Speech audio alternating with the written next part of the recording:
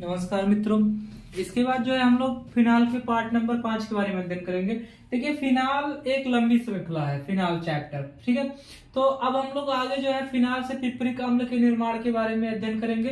Phenol से salicylic अम्ल, जिसको हम लोग बोलते हैं कोल्बे अभिक्रिया, इसे हम लोग कोल्बे अभिक्रिया के नाम से भी जानते हैं। कोल्बे अभिक्रिया और फ्रीडल-क्राफ्ट एसिलीकरण, इसके पहले एल्किलीकरण हमने पढ़ा है। अगर आपने नहीं देखा तो वो वीडियो प्लेलिस्ट में पढ़ी है, आप जाकर देख लीजिए। उसके बाद थैलिक अभिक्रिया के बारे में अध्ययन करेंगे। तो देखिए हमने लिखा है कि जब हम फिनाल को सांद्र H2SO4 के साथ HNO3 के आधिक्य में, यानी HNO3 की मात्रा बहुत ज्यादा लेनी है, तो जब हम HNO3 के आधिक्य में इसकी क्रिया कराते हैं तो फिनाल यही है। यहाँ से एक हाइड्रोजन परमाणु, यहाँ से एक हाइड्रोजन परमाणु और एक यहाँ से हाइड्रोजन परमाणु, तीन स्थानों से एक एक हाइड्रोजन परमाणु पृथक होते हैं। तो एक एक जो है बंध यहाँ से फ्री होता है जब एक एक हाइड्रोजन परमाणु, और इसमें से उपस्थित तीन NO2 परमाणु, तीन NO2 परमाणु जाकर यहाँ पर जुड़ जाते हैं। तो जब तीन NO2 परमाणु जुड़े हैं, HNO3 में से HNO3 से 3NO2 बाहर जाएंगे तो आपका हो जाएगा 3H और 3O, 3OH आएगा, और यहाँ से तीन तीन हाइड्रोजन निकले हैं तो मिल करके हो जाएगा 3H2। तो ये होता है आपका 2, 4, 6, और ये हो जाएगा ट्राई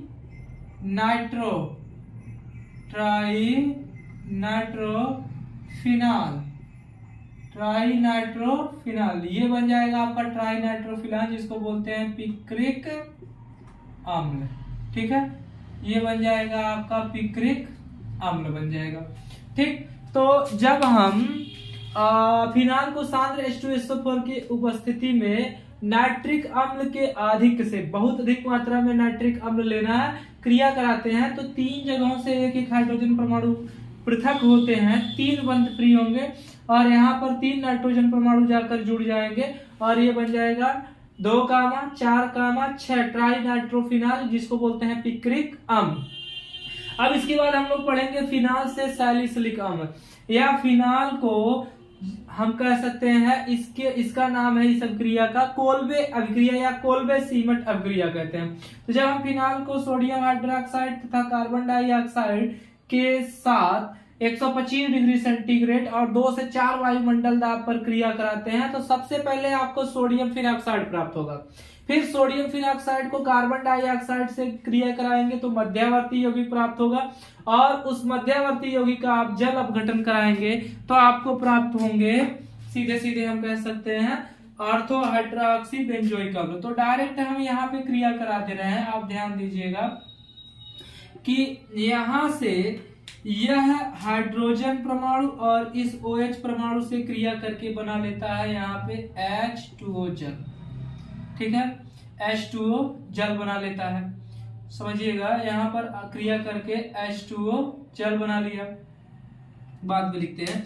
सबसे पहले देखिए यहाँ पे हम लिखेंगे सोडियम,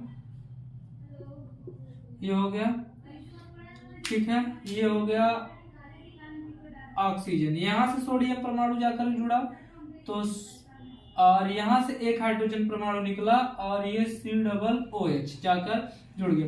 यहाँ से जो हाइड्रोजन परमाणु निकला है ये कार्बन COO और उस हाइड्रोजन में जाकर फिट हो गया, और यहाँ से ये सोडियम परमाणु यहाँ जाकर जुड़ा है, और ये सोडियम परमाणु OH के साथ मिलकर के क्या बना लिया है, H2O जल, ठीक है, H2O जल। फिर ये जल के साथ क्रिया करेगा, फिर उसी जल के साथ ये क्रिया करेगा, और क्रिया करने के बाद आपका बना लेगा, देखिए ध्यान देंगे, वो उसी जल के साथ क्रिया करेगा, और जल ये H2O प्राप्त हुआ है, इसको हम इस प्रकार से लिख दे रहे हैं HOH, ठीक है, HOH के रूप में लिख दे रहे हैं। तो ये हाइड्रोजन परमाणु आ गया इस ऑक्सीजन के साथ, और ये सोडियम परमाणु आ गया इस OH के साथ, तो प्लस बना देगा NaOH, ठीक है, और ये OH यहाँ पे चला गया तो ये हो गया OH, और ये आ गया COOH, इसको हम लोग बोलते हैं सैलिसिलिक सैलिसिलिक अम्ल, कौन सा बोलते हैं? सैलिसिलिक अम्ल। ठीक है, तो सैलिसिलिक अम्ल कहते हैं इसको, आप लिखिए थोड़ा सा, सैलिसिलिक अम्ल कहते हैं। ठीक है, अब जो है हम लोग पढ़ेंगे किसके बारे में? फ्रीडल क्राफ्ट एसिलीकरण के बारे में। एल्कीलीकरण आपने पढ़ाया है जिसमें अर्थो और पैराक्रिसॉल आपने प्राप्त किया। अब हम पढ़ रहे हैं कि एल्कीलीकरण, लेकिन आप यहाँ पर ध्यान दीजिए जरूर, इसका नाम आप लिख लेंगे, इसे आप कोल्बे अभिक्रिया भी बोलते हैं, या कोल्बे अभिक्रिया, या इसका नाम एक और है कोल्बे सीमट अभिक्रिया। ठीक है, आप वहां पे ध्यान जरूर देंगे। इसके बाद हम लोग जो है फ्रीडल क्राफ्ट एसिलीकरण में यहाँ पे लिखा है निर्जल एल्युमिनियम ट्राइक्लोराइड के साथ एसिटिल क्लोराइड की क्रिया कराते हैं तो आपको ऑर्थो हाइड्रोक्सी या पैरा हाइड्रोक्सी एसिटोफिनान प्राप्त होता है। तो ये आपका हाइड्रोक्सी समूह यहीं पर जुड़ा रहेगा, इन दोनों स्थानों पर। होगा क्या कि यहां से अगर एक हाइड्रोजन परमाणु निकलता है तो यहां पर जाकर जुड़ेगा COCH3, आपका जुड़ जाएगा COCH3। यहां से अगर हाइड्रोजन परमाणु निकलेगा तो COCH3 ऐसे जाकर यहां पर जुड़ेगा, और यदि हाइड्रोजन परमाणु यहां से जुड़ता है तो यह जाकर हो जाएगा COCH3। देखिए COCH3 ऑर्थो वाली कंडीशन पे और यहाँ पर पैरा वाली कंडीशन पे, एक क्लोरीन या तो ये, इन दोनों में से कोई एक हाइड्रोजन के साथ क्रिया कर लिया और बना लिया हाइड्रोक्लोरिक अम्ल। ये आपका बना ऑर्थो का ही है, पहली वाली कंडीशन ऑर्थो है, दूसरी वाली कंडीशन पैरा है। और हाइड्रोक्सी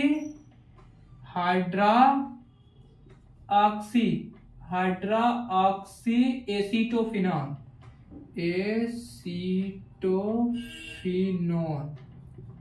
ऑर्थो या पैरा हाइड्रोक्सी एसिटोफिनॉन प्राप्त हुआ। ठीक है, इसके बाद हम लोग जो है थायरीन अभिक्रिया कराएंगे।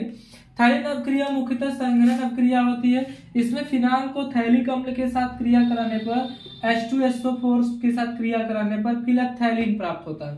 पहले आप इसे गर्म करेंगे, थोड़ा सा आप इसे जब गर्म करेंगे तो यहाँ से ये हाइड्रोजन परमाणु, ध्यान देंगे, ये हाइड्रोजन परमाणु और ये ऑक्सीजन परमाणु पृथक होकर बाहर निकल जाएंगे। जब पृथक होकर बाहर निकलेंगे तो यहाँ पर आपको मिलेगा phthalic anhydride, C double bond O, और ये ऑक्सीजन इसके साथ, ये C, आप ध्यान देंगे यहाँ पर C डबल बॉन्ड ऑक्सीजन के साथ था, और ये हो गया O। अब इसकी क्रिया आपको किसके साथ करानी है? फिनॉल के साथ। देखिए फिनॉल के साथ आप यहीं पास में क्रिया करा दे रहे हैं।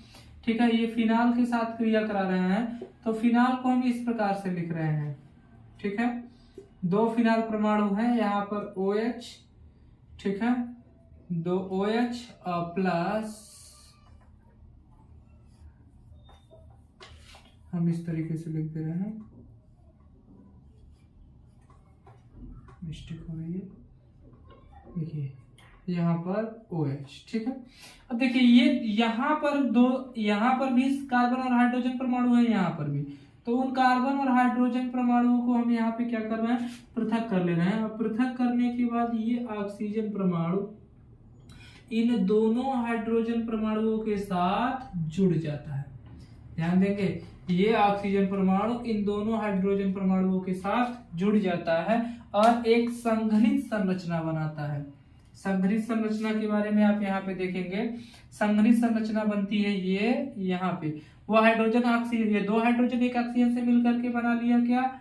H2O, बना लिया H2O, और यहाँ पर ये संघनित संरचना के साथ कुछ अलग ही प्रकार की रिएक्शन हो रही है। देखिए यहाँ पर है C डबल बॉन्ड के साथ O, सिंगल बॉन्ड के साथ O, सिंगल बॉन्ड C, एक कार्बन यहाँ, एक कार्बन यहाँ, इसके साथ ये फिनाल समूह इस तरीके से जुड़ गया। फिनाल समूह हम जोड़ दे रहे हैं, फिनाल OH यहाँ पर जुड़ गया और इसके साथ फिनाल इस तरीके से जुड़ गया, ठीक है। और ये जुड़ने के बाद आपकी कंप्लीट संरचना बन गई, इसको बोलते हैं फिनालेप्थैलीन। क्या बन गया? फिनालेप्थैलीन। तो आप सबसे पहले समझेंगे ये इतना पोर्शन अलग है, ठीक है, ये इसकी रिएक्शन अलग है, ये इतना आपका अलग है। सबसे पहले थैलिक अम्ल है, थैलिक अम्ल को हमने गर्म किया है, तो यहाँ से हाइड्रोजन और ऑक्सीजन परमाणु निकल करके जल क्रिएट कर लिए, और फिर इसके परमाणु जल क्रिएट किए हैं। यहाँ पे हम H2O लिख दे रहे हैं, आप अलग नोटबुक में लिखेंगे। फिर उसको दो फिनाल परमाणु, ये फिनाल परमाणु है, दो फिनाल परमाणुओं के साथ क्रिया करा रहे हैं, तो ये OH था, यहाँ पर ये हाइड्रोजन के साथ ये दोनों फिनाल के अणु आपस में जुड़ जाएंगे और जुड़ने के बाद बनाएंगे फिनैप्थैलीन, ठीक है, नोट करिए।